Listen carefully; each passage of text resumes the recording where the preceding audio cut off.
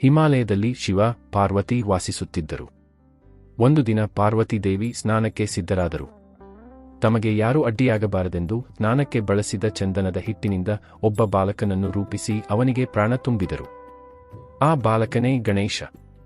ಅವರು ಗಣೇಶನಿಗೆ ಹೇಳಿದರು, ನಾನು ಸ್ನಾನ ಮಾಡುವವರೆಗೂ ಯಾರನ್ನೂ ಒಳಗೆ ಬಿಡಬಾರದು.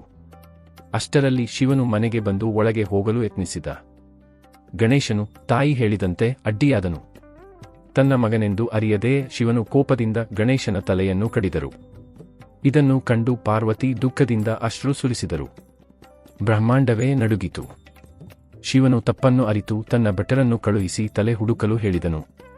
ಅವರಿಗೆ ಒಂದು ಆನೆಯ ತಲೆ ದೊರೆಯಿತು. ಶಿವನು ಅದನ್ನು ಗಣೇಶನ ದೇಹಕ್ಕೆ ಜೋಡಿಸಿ ಅವನಿಗೆ ಪುನರ್ಜನ್ಮ ನೀಡಿದರು.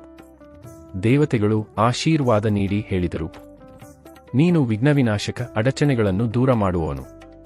ಯಾವುದೇ ಶುಭ ಕಾರ್ಯ ಪ್ರಾರಂಭಿಸುವ ಮೊದಲು ನಿನ್ನ ಪೂಜೆ ಮಾಡಬೇಕು. ಹೀಗೆ ಗಣೇಶನು ಜ್ಞಾನ, ಬುದ್ಧಿ ಮತ್ತು ಯಶಸ್ಸಿನ ದೇವರು ಆಗಿ ಪ್ರಸಿದ್ಧನಾದನು. ಆದ್ದರಿಂದಲೇ ಇಂದಿಗೂ ಪ್ರತಿಯೊಂದು ಹಬ್ಬ, ಮದುವೆ ಅಥವಾ ಹೊಸ ಕೆಲಸವನ್ನು ಆರಂಭಿಸುವಾಗ ಗಣೇಶನ ಆರಾಧನೆ ಮಾಡುವುದು ಸಂಪ್ರದಾಯವಾಗಿದೆ.